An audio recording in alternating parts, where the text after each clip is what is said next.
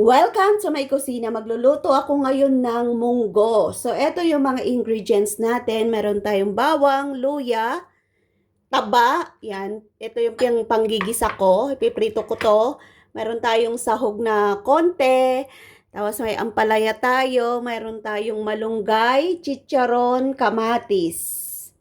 So, start na nating ibabad yung ating munggo and then pakukuluan natin. At dahil mag-isa ko lang kakain, gagamit lang ako ng ganito karami.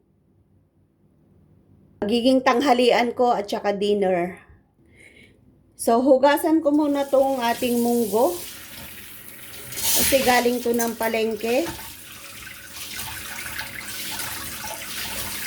Bago natin siya ipakulo.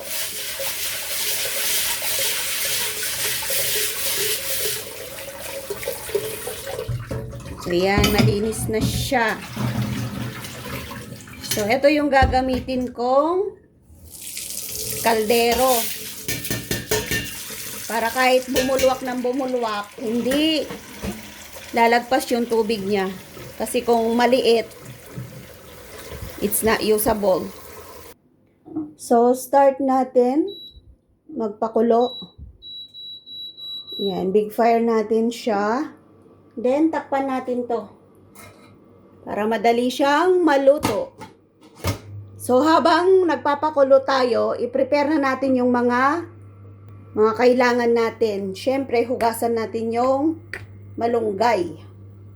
So, itatabi ko na to kasi pang-ulam ko pa next week.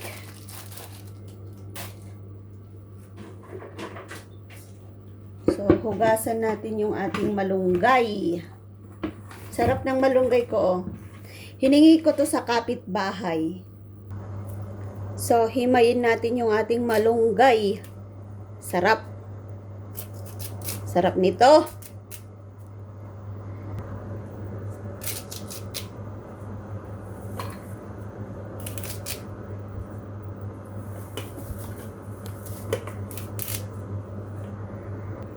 So, yan. Ready na yung malunggay natin. Hiwain din natin yung bawang, ginger, at saka yung ating ampalaya. So, tingnan natin. Ayan. Kumukulo na siya.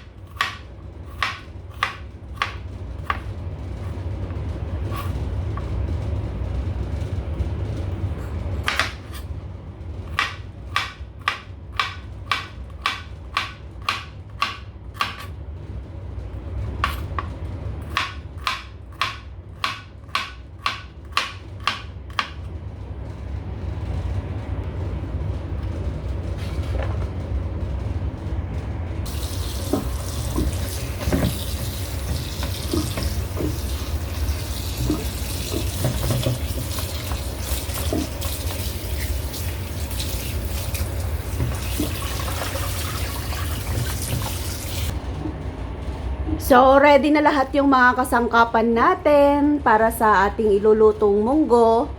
At medyo malambot na siguro yung pinapakulo natin. So, bisitahin nga natin. Yan o. Tignan natin. Kung may tubig pa. So, yan. Lumambot na nga siya. Medyo bumubuka na yung ating munggo. Yan.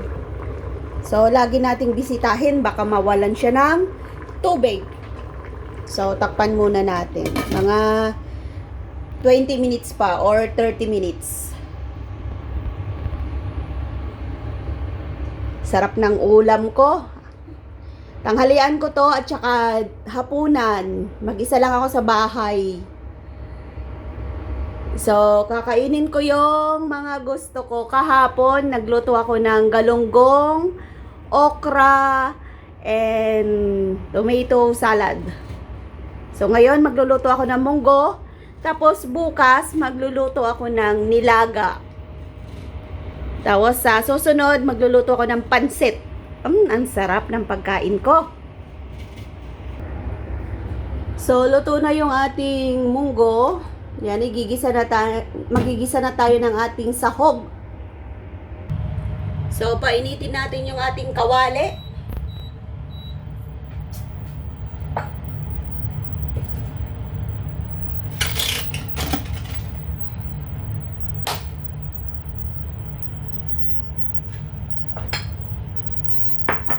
Magluluto ako.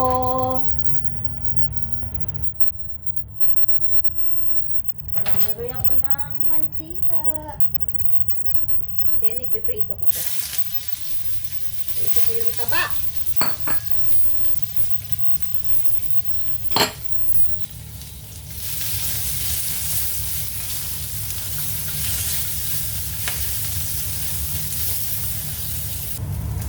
So, tanggalin natin to kasi nakuha na natin yung kanyang mantika.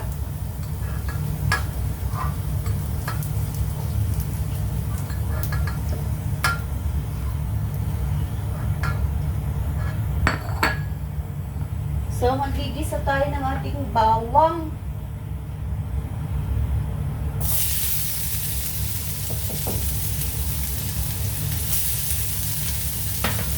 Then, maglalagay tayo ng luya.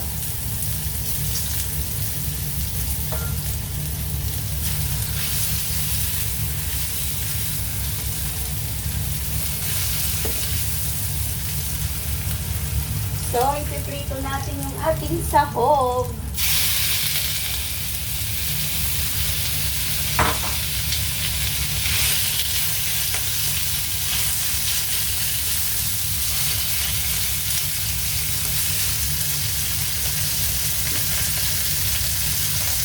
Sarap ng ating munggo. Ang bango.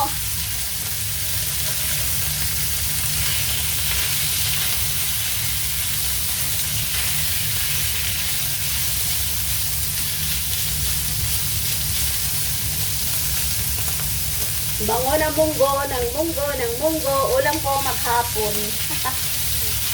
Sino may gusto?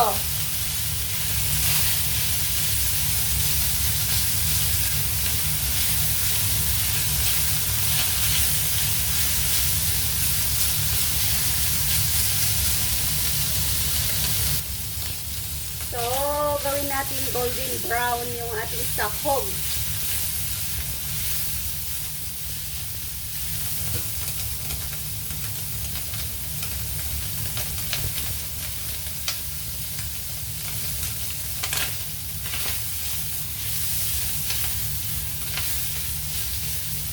Then, lalagay ko na yung ating munggo.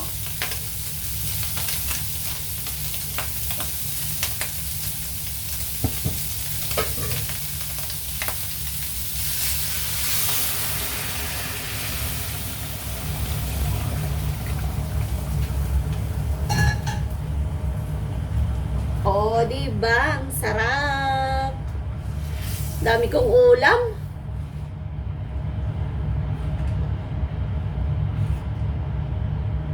So, takpan muna natin to.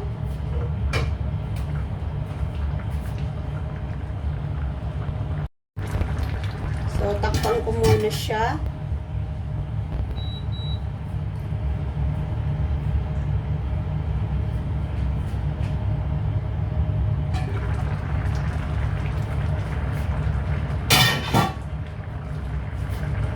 ko, baka masunog.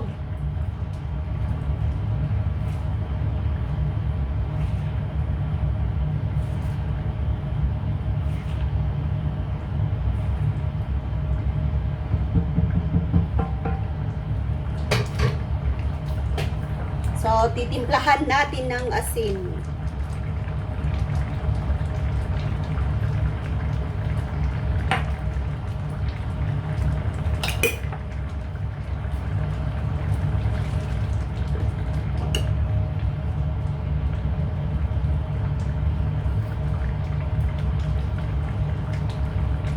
Wala na kaming chicken powder.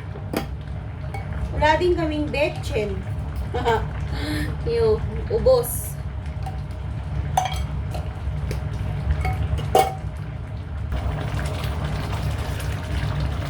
Bawasan natin ng tubig niya konti kasi nga masabaw.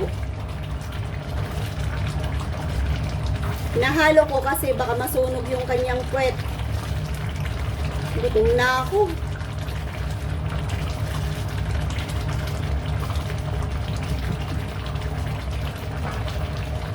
Hinaan ko nga.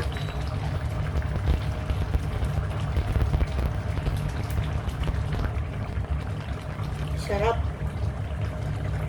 Dami kong niluto pala.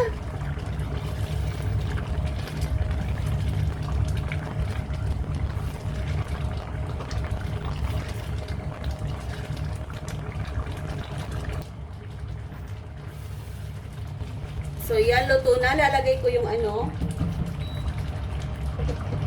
lalagay ko yung konting ampalaya natin.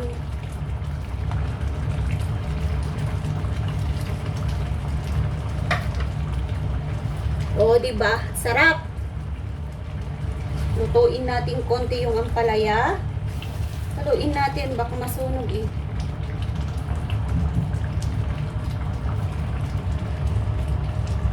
Yan, with ampalaya.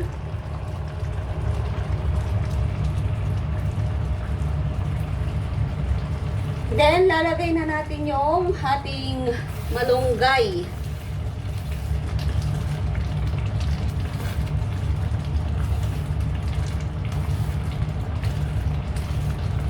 Ang sarap-sarap ng aking munggo.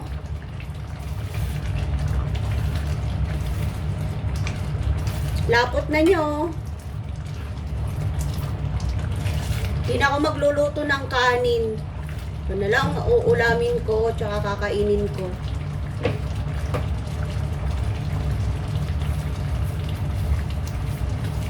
Tutuin lang natin yung ampalaya and then lalagay na natin yung ating malunggay. So yan, pwede na yan. So mayroon tayong malunggay. Charan! Yan. Sarap ng ating munggo. Yan. Oh! Delicious. Ang lalaki ng tangkay nyo.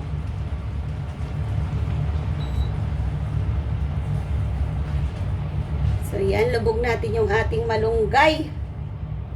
Pinatay ko na rin yung apoy niya. Inoff ko na yung apoy niya para hindi ma-overcook yung kanyang malunggay kasi ayaw ko ng malunggay na overcook. Gusto ko yung malunggay, nalalasahan ko siya. Ganito ako magluto ng malunggay. Pag nilagay ko yung malunggay, ino-off ko na yung kanyang apoy. Para hindi siya nasabang. So yan. Haluin lang natin. Diba? Hindi na siya kumukulo kasi nga in-off ko na yung kanyang apoy. So, pwede na tayong kumain. Oh, wow. So, ganito po ako magluto ng malunggay, munggo, at saka ampalaya sa bahay namin. So, ang last minute nating gagawin ay maglalagay tayo ng ating chicharon. Ito yung pinaka-the best. Mm. Ang sarap-sarap. Hindi ko na siya tawag doon, puputol-putulin. Ganyan na lang siya. With chicharon. Chicharon. Chicharon. So, yan ang ating munggo. Sarap ng ating munggo.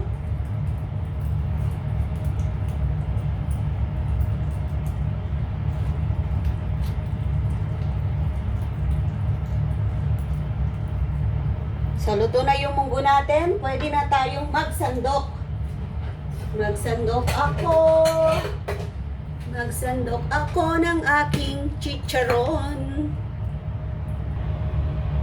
So, magsandok na tayo. Kain na tayo.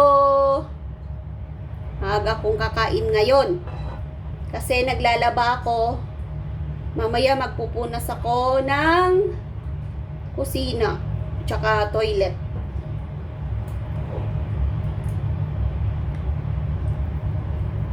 Sino may gusto ng aking munggo? Munggo with chicharon. Sarap. Diba? Kain tayo ng marami.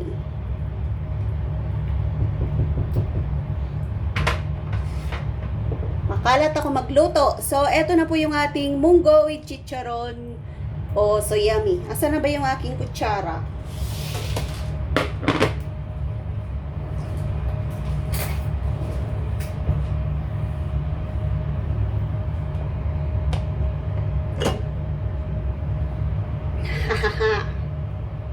Diba? Ang sarap. Ang dami kong niluto. So, kain tayo. Tikman natin.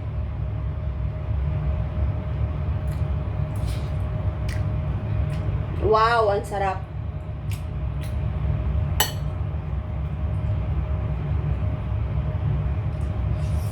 Mmm.